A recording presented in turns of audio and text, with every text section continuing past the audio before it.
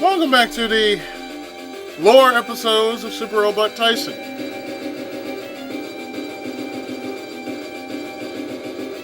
Last time, you remember, we were talking about Mazinger Z and its evolution to Kaiser. And now we're going to talk about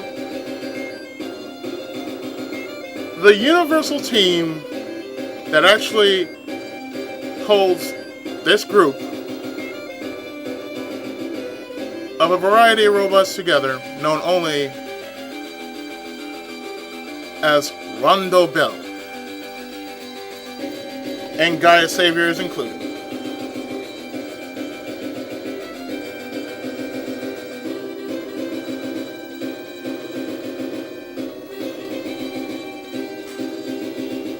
Okay, let's fit something.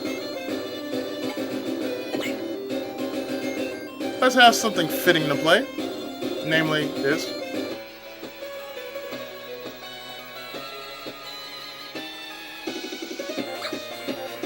Now, for those who have never heard of Rondo Bell or Gaia Savior,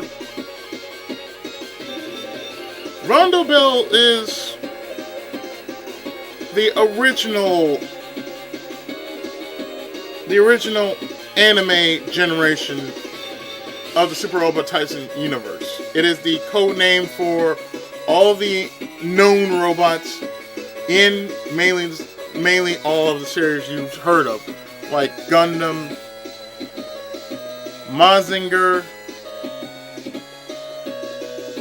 Robo, and plenty others to boot. But the three I would call pioneers of the group would be the ones I just mentioned. Rondo Bell has been around since the first game, and the first game was on the Game Boy. The series has kept the name Rondo Bell even past the Super Famicom. Even though it has never been spoken, the group still remains as Rondo Bell, whereas in D, the group name is Gaia Savior. And as a little side note, Gaia Savior also happens to be the title of a Super Famicom game. So therefore, Gaia Savior holds significance in the Super Robot Tyson line because of that one game leading to the team known in Super Robot Tyson D, where, you know, Macro 7 and Gundam, Double Zeta, and Charge Counterattack all meshed together. Yeah. And all the other teams where in the line, yes, they all fit together. They become Gaia Savior.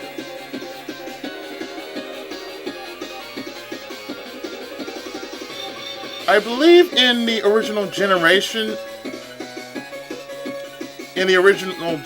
storyline, the OG crew is a part of Rondo Bell as well.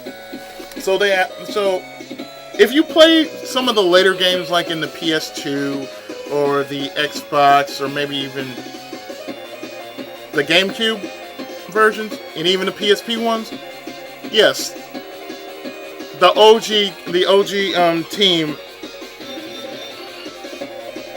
do link up with the anime generation, and together they become original generations. That's what I've come to believe. You might want to say something different, and I welcome that. But as far as I know, Rondo Bell and Gaia Savior both play a very important part in the Super Robot Tyson series.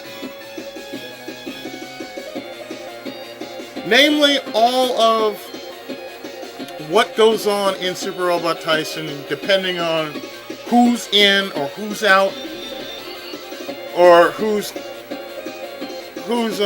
part of it.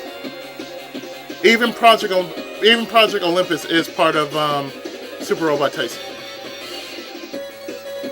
So therefore, it goes without saying that Super Robot Tyson, in the Super Robot Tyson universe,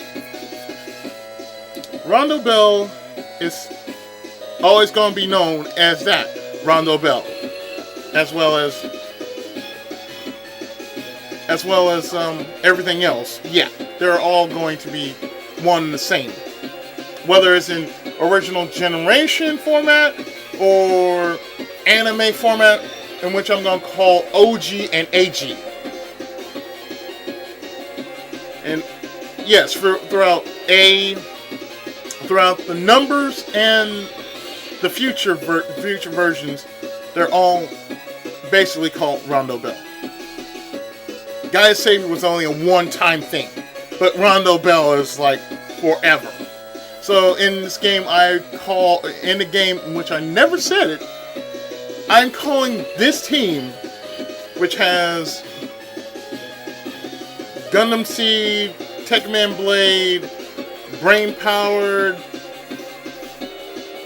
Mazinger, and Nashiko, and G Gundam, and Dankuga, and all the rest. I'm calling this team Rondo Bell Neo. So therefore, they are the new version of Rondo Bell. You just have to use your imagination. That's what I believe. You just have to use your imagination. Like all these teams from different anime universe, from different anime series, are pulled together into this one big group, and they call it Rondo Bell. And they're an intergalactic group of defenders that fight the threats of space and humanity both. And this is what they do for the time that they're together, but they will not forget each other. So that's how the bonds are actually made throughout the game. And that's how you see it happening as they kind of go through their own storylines, and the other characters are interacting within their own within their storylines, their respective storylines, I should say.